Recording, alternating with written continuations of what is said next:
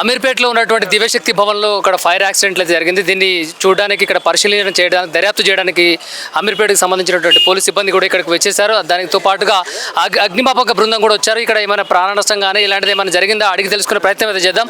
Sir నమస్తే sir, చెప్పండి, ఇక్కడ ఈ ఫైర్ యాక్సిడెంట్ జరిగింది, దీంట్లో ఏమైనా ప్రాణ నష్టం కానీ ఏమైనా వస్తు సామాగ్రి ఎంత నష్టం వరకు జరిగింది, ఏ సమయంలో జరిగింది సార్? ఇది మేబీ 3:30 ఆ టైంలో అయింది. ఇది ఫైర్ అంటే ఏసీ అవుట్లెట్స్ వల్ల షార్ట్ సర్క్యూట్ వల్ల పవర్ ఫ్లక్చుయేషన్ వల్ల మంటలు వచ్చింది చెప్పారు. No casualties. చిన్న చిన్న ఫర్నిచర్, ఒక 2 కంప్యూటర్స్ కాలిపోయినాయి.